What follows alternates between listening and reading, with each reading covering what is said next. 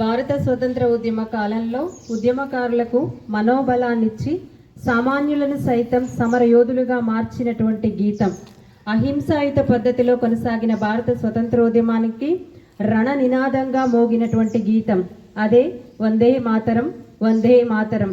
వందే మాతరం అనే పదం మన భారత జాతి యొక్క శాశ్వత భావోద్వేగం.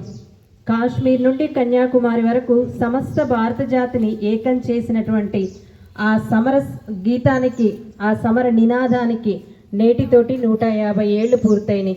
అంత గొప్పటి కీర్తి కలిగినటువంటి వందే మాతర గీతం అనేది ఒక భారతీయుడికి కలిగినటువంటి బ్రిటిష్ వారి ద్వారా కలిగినటువంటి అవమాన గాయాల్లో నుంచి పుట్టుకొచ్చింది. బకిం చంద్ర చటర్జీ మనందరికీ తెలుసు, వందే మాతరాన్ని రచించారని చెప్పుకుంటాం. బకిం చంద్ర చటర్జీ ఒకసారి పల్లకి అవసరమా, పల్లకి దిగు వెంటనే అన్ను అరుస్తూ బకిం చంద్ర చటర్జీని పల్లకీలో నుంచి బయటికి గుంజి అతన్ని కొట్టాడంట. ఈ విషయం మీద బకిం చంద్ర చటర్జీ కోర్టులో కేసు వేసి ఆ బ్రిటిష్ అధికారి చేత బహిరంగంగా క్షమాపణలు పొంది ఆ విషయంలో విజయాన్ని సాధించాడు. అయితే అదే సమయంలో బ్రిటిష్ ప్రభుత్వము వారి జాతీయ గీతమైనటువంటి గాడ్ సేవ్ మై కింగ్డమ్ అనే జాతీయ గీతాన్ని భారత జాతీయ గీతంగా మార్చాలని ప్రయత్నాలు మొదలుపెట్టిందనే వార్త బకిం చంద్ర చటర్జీ విన్నాడు. అప్పటికే బ్రిటిష్ ప్రభుత్వం పట్ల ఆగ్రహంతో ఉన్న బకిం చంద్ర చటర్జీ ఆయన ఆగ్రహం, ఆవేశం ఆయన కలం నుంచి పాట రూపంలో జాలువారింది. అదే సుప్రసిద్ధమైనటువంటి ఆనందమఠ్ అనే తన నవలలో మొదటి చరణాలే ఈ వందే మాతర గీతం. 1875 నవంబర్ 7న దీనిని రచించడం జరిగిందని చెప్తా ఉంటారు. మరి ఇంతకు మనం ప్రతినిత్యం పాడేటువంటి వందే మాతర గీతం భావం చాలా మధురంగా ఉంటుంది. వందే మాతరం అంటే సంస్కృతంలో తల్లి నేను నిన్ను స్తుతిస్తున్నాను, భరతమాత మీకు వందనం, భరతమాత మీకు వందనం.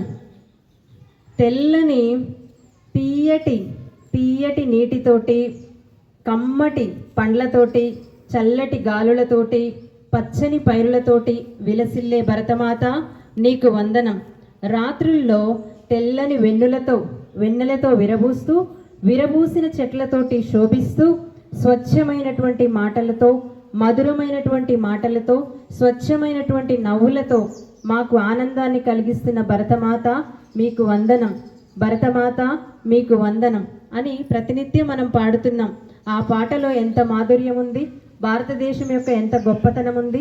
ఆ పాట అనేది భారతదేశ ప్రజలకు భారతదేశంపై ఉన్నటువంటి ప్రేమను, భక్తి భావాన్ని తెలియజేస్తుంది. అంతటి గొప్ప పాటను మొట్టమొదటిసారిగా 1896 సంవత్సరంలో రవీంద్రనాథ్ ఠాగూర్ కలకత్తాలో జరిగినటువంటి భారత జాతీయ కాంగ్రెస్ సమావేశంలో మొట్టమొదటిసారిగా పాడడం జరిగింది.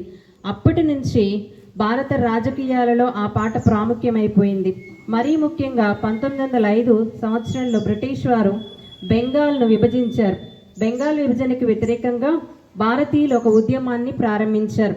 ఆ ఉద్యమంలో రాజకీయ నాయకులకు, పోరాట యోధులకు అందరికీ కూడా కథం తొక్కే పాటగా ఈ పాటను పాడడం జరిగింది. ఆ రోజుల్లో వందే మాతరం అనే అక్షరాలు అగ్ని కణికల వలె మండాయి. వీధి వీధిన ఎక్కడ చూసినా వందే మాతరం అనే నినాదాలు మారుమ్రోగేవి. ఈ వందే మాతర నినాదాలను ఆసేతు హిమాచలం తీసుకువెళ్ళినటువంటి వారే మన విప్లవకారులు. వందే మాతరం అనే గీతం ఆ రోజుల్లో బెంగాల్ విభజనకు వ్యతిరేకంగా ప్రారంభమైనటువంటి స్వదేశీ ఉద్యమం వందే మాతర ఉద్యమంగా పేరుగాంచింది. ఇంతటి గొప్ప వందే మాతర ఉద్యమం, ఆ గీతం మొట్టమొదటిసారిగా అరవింద్ ఘోష్ ఇంగ్లీష్లోకి అనువదించడం జరిగింది. ఆ తర్వాత 1905 నుంచి 1907 మధ్యకాలంలోనే దక్షిణాది రాష్ట్రాలలో ఉన్నటువంటి అన్ని భాషల్లోకి ఈ వందే మాతర గీతాన్ని తర్జుమా చేయడం జరిగింది. ఆ గీతం పాడుతూ ఉన్నప్పుడు పోయేవాళ్ళు. ఆ గీతం యొక్క ఆలాపన ఎంత తీవ్రమైనదో, బ్రిటిష్ యొక్క అధికారాన్ని ఎంత దహిస్తుందో గుర్తించిన బ్రిటిష్ ప్రభుత్వము ఎవ్వరు కూడా ఆ గీతాన్ని ఆలపించొద్దు అని చెప్పి ఆ వందే మాతర గీతాన్ని నిషేధించింది. అయినప్పటికీ 1947 వరకు, స్వతంత్రం సిద్ధించే వరకు ఆ వందే మాతర గీతం ఒక మహోజ్వలగా ప్రజ్వలిస్తూనే వచ్చింది. 1947 ఆగస్టు 15న మనకు స్వతంత్రం వచ్చినప్పుడు ఆ గీతం మీద ఉన్నటువంటి నిషేధాజ్ఞలన్నీ తొలగించబడ్డాయి. మొట్టమొదటిసారిగా స్వతంత్రం వచ్చిన రోజునే వందే మాతర గీతాన్ని ఒక విజయ గీతంగా ఆకాశవాణిలో వినిపించడం జరిగింది.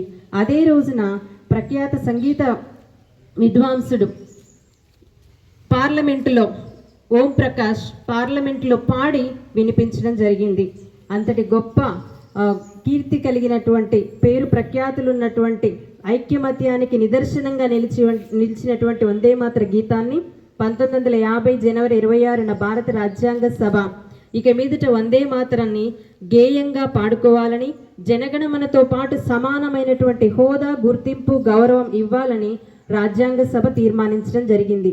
మనకు తెలుసు బీబీసీ వరల్డ్ నిర్వహించినటువంటి అంతర్జాతీయ సర్వేలో ప్రపంచంలో ప్రఖ్యాతిగాంచినటువంటి పేరు పొందినటువంటి జాతీయ గీతాలలో ఐర్లాండ్ తర్వాత మన వందే మాతర గీతమే 2వ స్థానంలో నిలిచింది. వందే మాతరం అంటూ ఆ రోజుల్లో ఉద్యమ కాలంలో ప్రజలు ఎంతోమంది ప్రాణాలు వదిలిపెట్టారు. బ్రిటిష్ వాళ్ళు తూటాలు ఎక్కువ పెడితే కూడా వాళ్ళ ప్రాణాలను సైతం లెక్క చేయకుండా వందే మాతరం అంటూ బ్రిటిష్ వాళ్ళకి ఎదురు వెళ్ళారు. వందే మాతరం పేరుతోటి అనేకమైనటువంటి పత్రికలు నడపబడ్డాయి, స్వచ్ఛంద సంస్థలు ఏర్పాటయ్యాయి, ప్రభుత్వ పథకాలు కూడా ఏర్పాటు చేయబడ్డాయి. అంతటి గొప్ప ఘన కీర్తి, అలాగే అంత గొప్ప ఆ పేరులోనే ఉంది. అదే ఆ పేరే ఒక మంత్రం, ఆ పేరే ఒక మహోజ్వలం, ఆ పేరే ఒక మహోపదేశంగా నాటి కాలంలోనూ నేటి కాలంలో వినిపిస్తూ ఉంది.